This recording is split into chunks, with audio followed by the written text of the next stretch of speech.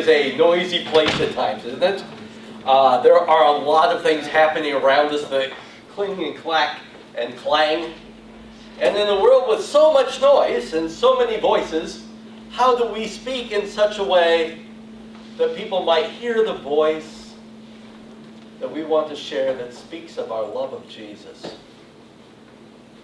And how do we go about serving others in a way that they might hear what we have to say? How do we get people's attention? That's always a good question to ask.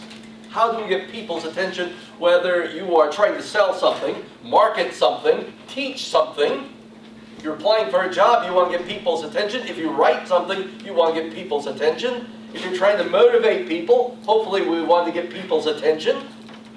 If you're attempting any task, you better be compelling, or you're probably not only wasting your time, but anyone else who manages to get in your space. And what's worse is you might be blowing some wonderful, great opportunities that may never come around again. And that would be an awful thing, wouldn't it?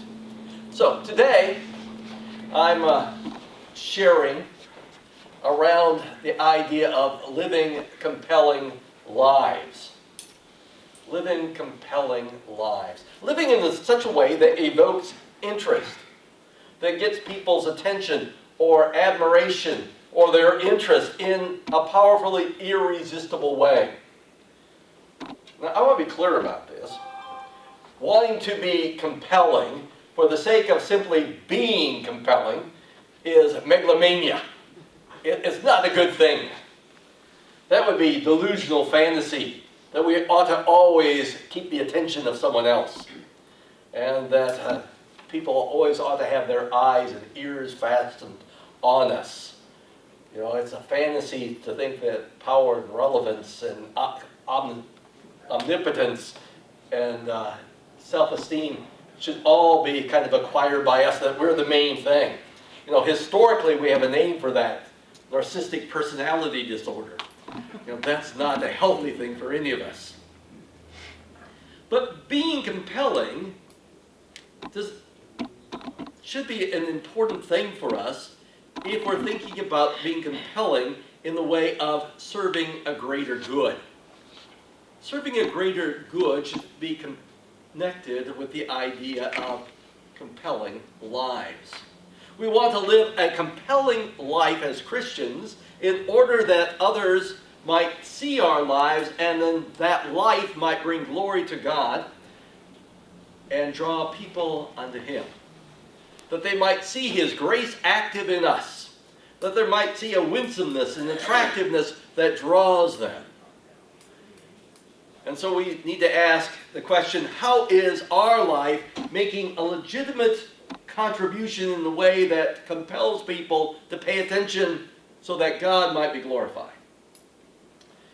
Well, at one point, I was kind of enamored with the idea about those who could stand on, you know, like a box on the street and preach and draw people unto them. You know, that used to be a thing. People could stand in the park or in the subway or wherever and draw people's attention by speaking, and they could share the gospel that way. And our minds might go back to some of the founders of faith, in the sense, like John Wesley and George Whitefield, who did that in England and did it in America. But I think today, our world calls to something else for the most part, because we seldom talk people into or argue people into the kingdom by simply words.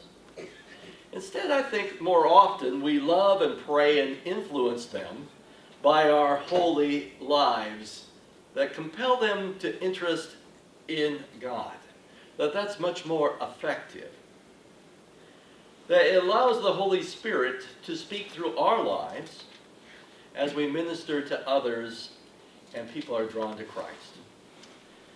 So, I would like to address that subject today, while also looking at our text. And our text continues to look at that issue of how we live in the world in very practical ways. And now he's coming to, in chapter 3, the idea of marriage. And he's looking at a rather common problem that happened then as well it happens now, is how do we handle it when one spouse was a Christian and the other was not? How do we handle that? Now, in Peter's world, sexual equality was a rare thing. It wasn't there like we understand it today. Although the church had that new standing where women and men stood equal before God, that was not the way of the world. It was not the social norm in the first century Greco-Roman world. And it's really hard enough even today for women sometimes to stand as equals alongside of men. And yet you can imagine how difficult it would have been at that point. However, the church was introducing that idea through the teaching of Jesus and really the intention of God in creation at the beginning. Well, in that world where Peter wrote, if a man was to become a Christian, well, the wife would either accept Christ voluntarily by hearing the message through him or by his life, or people would simply say, well, she's a Christian because he is. She would have very little choice. She would just be, affirmed as a Christian because he was. She follows what he says, and that's the way it's going to be. But wives had a much more difficult situation. They had to somehow influence their husband if the husband was to become a Christian through them if they had come to Christ earlier. And Peter says, women, you're probably not going to argue your way with them so that they will come to Christ. I want you to come up with how Christ would have us to do it. And that's what Peter shares here. Now, we may be upset that Peter speaks about this language of respectful submission as presented for the wife and not for the husband. But remember, this is not the 21st century. Okay, it's a different world. And Peter is light years ahead, really, of society at this point. He's still also working with society. And what's surprising here is the way that women are addressed. Peter addresses women as independent moral agents here, whose decision to turn to Christ, he affirms that they can make a decision. Can you imagine that? They can decide, and it's a worthy decision. They are going to take on a valuable role, that they have influence, all those things. That's a wonderful thought. That's what Peter introduces here in the text. Women can do this. They are equal to men, even though they may not be said that way in the society who values things this way. So far from undermining and undercutting the value and role of a woman, Peter sees them as valuable spiritual lights to which men might avail themselves as the Spirit lives in these women. Well, having said all of that, now let's turn to our text. Because we're going to join together, meld together, this compelling lives and put that in the context of marriage, or I think overall of relationships. So we go today to 1 Peter chapter 3. Wives, in the same way, submit yourselves to your husbands, so that if any of them do not believe the word, they may be won over without words by the behavior of their wives, when they see the purity and reverence of your lives. Your beauty should not come from outward adornment, such as elaborate hairstyles and the wearing of gold jewelry or fine clothes. Rather, it should be that of your inner self, the unfading beauty of a gentle and quiet spirit, which is of great worth in God's sight. For this is the way the holy women in the past, who put their hope in God, used to adorn themselves. They submitted themselves to their own husbands, like Sarah, who obeyed Abraham and called him her Lord. You are her daughters if you do what is right and do not give way to fear. Husbands, in the same way, be considerate as you live with your wives, and treat them with respect as a weaker partner and as heirs with you of the gracious gift of life, so that nothing will hinder your prayers. Okay, having said that, you see here that Peter raises ideas of both the husband and the wife being Christians to a non-Christian spouse. And he calls them to live in such a way that it will influence them towards Christ, that they ought to live a compelling life. And there's a wifely manner for the first century, and there's a husband way for the first century, and both of them speak to something that I think is of value in any century, and really in any relationship. So how do we live our lives in such a way that it compels interest, attracts people to Christ who do not know him? And I think what he says here to the husband and wives speaks also to our workplaces, our groups that we associate with, our neighbors, our extended families. It fits anywhere where those who do not know Christ might come to know him. So I want to begin with a question. I think it's a valuable question to ask ourselves. What would I see that's truly different in my life? If I were to look in the mirror, or someone were to take a picture of my life, what would I see that's truly different in my life? What would be the story of my life that would draw their attention? You know, too many people, Peter would say, just try to cover up things through things that are not worthy. You know, they paint fancy pictures, but there's nothing underneath of it. There's really nothing different there. There's a lot of stuff going on, but there's really, truly nothing different. You might put on fine clothes, you might put on great makeup, you might say flowery words, you can do all of those things, but it's not really different. I think the old one-liner, you can put lipstick on a pig, but it's still a pig. You know, it just doesn't change things a whole lot. So how do we be real? How do we be real?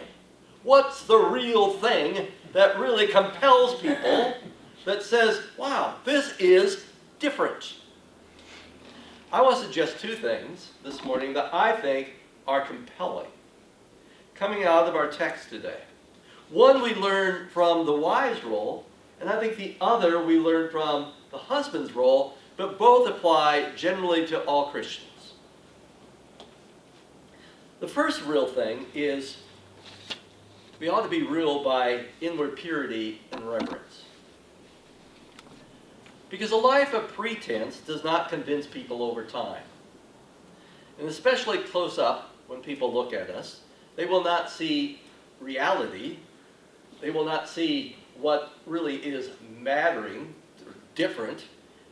You know, if we just cover it up, like Peter would say, with fine style, great jewelry, fancy clothes, that may draw attention initially, but is it a difference that really matters? What one offers can't simply be wishful thinking. It can't be simply spinning pretty pictures. It can't be lofty goals that are never met. It can't simply be words. It has to be a reality that's carried out. There must be reality behind what we offer. People can sense exaggeration, can't they?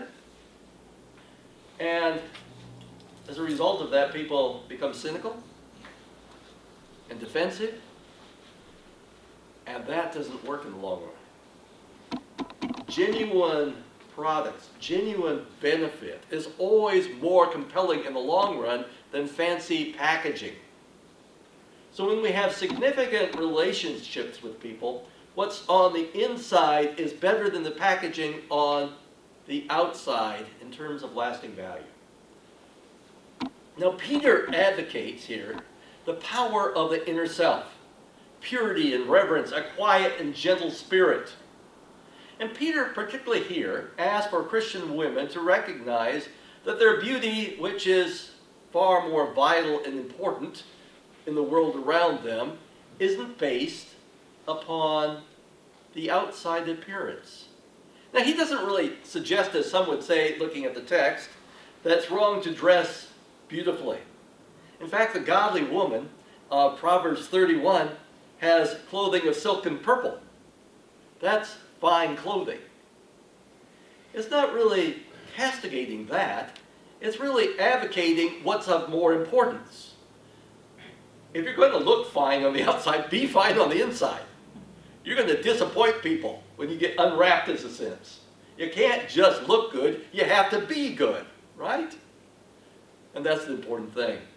There is a beauty which is much deeper and has much higher priority than the outside. And he says, Christians should be people who are adorned with this incorruptible ornament or unfading beauty of gentleness and a quiet spirit, which is very precious in the sight of God. More about that last part later. But he says this is a beauty that doesn't fade. It's a spiritual beauty. Okay, so you can think about women being spiritual beauties, and that doesn't strain the mind too much. But I want to suggest this morning, guys, we're supposed to be beautiful too. Really, you know? I think it's not a feminine concept here. Beauty's not a feminine concept when we're talking in this context. Because he talks here of beauty being recognized in the gentle and quiet spirit. That's not a feminine trait. The gentle and humble in heart does not just apply to women. It applies to everyone who's a follower of Christ. Because Jesus himself demonstrates that. When he comes into Jerusalem, he doesn't ride a war-charging horse. He doesn't come in as a proud conqueror. Jesus comes in gentle and riding on a donkey. There is a meekness, there's a gentleness about Christ. And we find that as part of the fruit of the Spirit, meekness or gentleness, right? So it's something that ought to be there within us. Now here he links it to submission. But this is a submission not of hierarchy and rule, but it's a submission of control of one's spirit, control of one's will. It is reflecting a humbleness inside that says, others have value. I don't have to insist on my own way. As Paul talks about in 1 Corinthians, love doesn't insist on its own way of life, right? It has room for other people. That's the submission that we're talking about. I'm not going to stand here upon my rights. I'm equal. Jesus declared it, and I want to live it. Now, guy, get with it. I know this is the first century, but eventually it's going to come around and we're going to have equal rights. Well, we're still working on that 21 centuries later. But, she could have pushed, well, this is my right in God. But instead of doing that, Peter doesn't deny that they have the right. He simply says, quit pushing for it all the time. Because if you are a nag, if you always are pushing with your words, who wants to listen to you? You're going to get much farther with a gentle and quiet and humble and loving spirit, where you value other people, where you have self-control over that urge to ram your rights on someone else and push it down their throat. And Paul urges these values, as does Peter, that this is what men and women alike ought to be living as we influence the world around us. If we're going to be people who just drive it through on people, we are not going to get very far. But if we love and care and serve God and people alike, then, that's going to be compelling, it's going to be interesting, it's going to be different. Now, before we leave this point, I also mentioned the importance of where this beauty is found and who defines what is beauty here. And so the little idea, that little proverb, beauty is in the eye of the beholder, that idea fits real nicely here. Because this judging of beauty, or what qualifies as beauty, as inward purity and gentle spirit, is judged that way, not by my idea or your ideas, but by God himself. This is how God looks at life. God looks at us and he sees that gentle and quiet spirit, that purity of heart, that reverence towards him, and says, boy, that's beautiful. There's a beauty there. It's in God's sight. That's a beautiful. And that makes the difference here. So God views a gentle and quiet spirit as a lavish adornment, as beautiful makeup on our lives, as it were, as fine clothing, as looking great. Such a spirit will be inevitably beautiful to God, and by extension, I think, everyone else. Whether it's unbelieving husbands, or wives, or co-workers, or children, or neighbors, or whoever. An important part of being compelling to others to gain an audience, and for God to use us in this whole process of drawing people to him, is to have that submission of our will to God and our loving others in such a way that we live a life that's pleasing to God. And we do that through this gentle and loving spirit. That's a real thing, right? That's a real thing. We can do that. Now there's a second thing that I think is also a real thing. And this comes through the avenue of his advice to Christian husbands living with a non-Christian wife. Although again, it applies to Christian with a Christian wife, or Christians with one another. Just in general, this is a good idea. And that is respect and a loving response to the needs of other people. So again, this is not gender specific. In a world that has more equality than in ancient days, this is something that applies to all of us at all times. Now Peter tells husbands that they should begin by living their lives with their wives in such a way that they're considerate of them. Well, that's nice. Think about their needs. Now that would have been a very unusual thing in the first century. Some women would say it's probably an unusual thing today. One would hope not. You know? Sometimes I wonder if that we're very much farther along than Neanderthals, or whatever. But that's another issue for another thing. But this idea of being understanding or considerate, depending on your version here, begins with the idea of gnosis.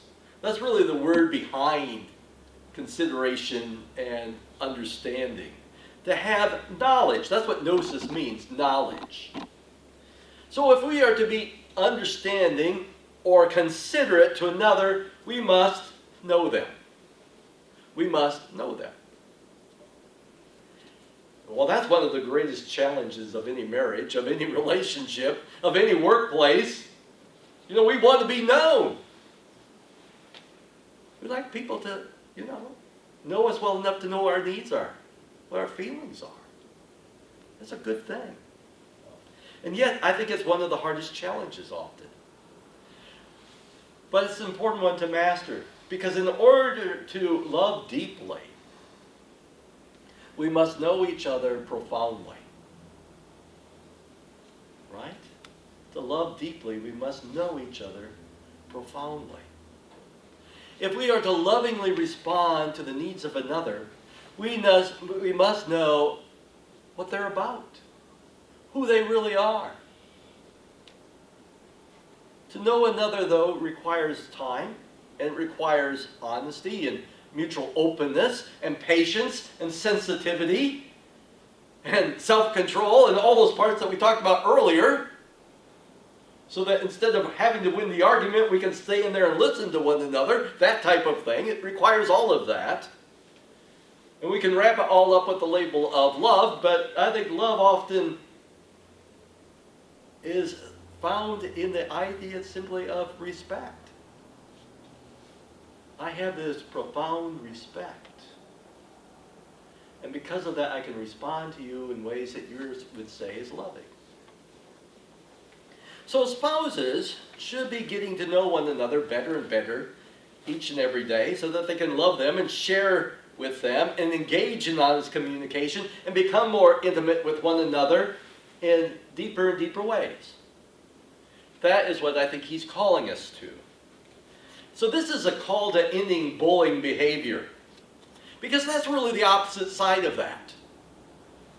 If you put these two things together, this gentleness of spirit, this humbleness towards one another, with respect, you can see that kind of the antithesis of all of that is violence in the home. Right? I mean, that's the opposite side of all this. We ought not to have that. That ought not to be part of a Christian home. And so, we need as Christians to stand up and say, no, that does not belong in our lives. That's never something that's going to be compelling in a positive way. That's always going to be denigrating to what God calls us to and His purpose in our lives. Two opposite ends, right? So we as a church ought to be advocates of helping one another when that arises. Because it does arise within the church. It does arise within families. And we want to help people. We don't want to just hide it. We want to heal it. We really want to heal it. We want the light of God and His grace to come into our lives. Well, the best way to avoid really serious and terrible things is to pump a lot of the good things into our lives. So we don't even have to go down that route.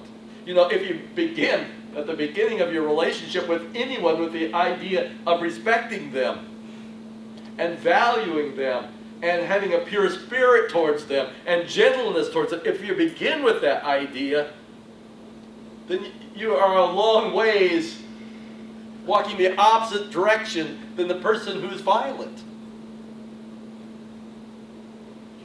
You're just miles apart. And the more you walk that way, the farther you get. And the more it seems just impossible to think that way. Well, in light of that, I want to give you 10 tips. I'm not going to spend a lot of time on these 10 tips so you go, oh man, this is going to take forever. A 10-point sermon. 2 points, that's all today. This is an amplification of what I'm saying, because I think it's very important. We need practical ways to live out respect. So let me give them to you. These are not just my ideas. I've robbed them from other people. I've used them with other, these are just out there. You could add 12 more to this. You could add 40 more probably to it. But whatever, these are good 10 ones to start. When you master these, come back and we'll talk about adding more. 10's pretty good. If you get down to 6 of these, you're going farther down the road and you get away from that side, right? Here they are. First of all, listen. Really listen to the other person. Not just hear them, but listen to them. Pay attention. Devote real energy to understanding what your spouse, what your neighbor, what your friend, what your coworker is trying to communicate, as if they have value. Because they do have value. Listen without interrupting. Reflect back on what they said. Don't put down their ideas and their opinions and their thoughts as not having meaning. If we begin first with just turning that all around, we're not ever going to get anywhere with a person. Respect and listen. Okay, second, seek out their opinion. Wow, that's even farther down the road, right? Don't wait for your spouse to always initiate conversation. Ask for their input on what you're working on, what you're struggling with, what you're interested in. Share things with them and ask them their idea about it. Doing so says, your opinion has value to me. You're important. You have a mind. And I want to tap it. Third, celebrate their wins.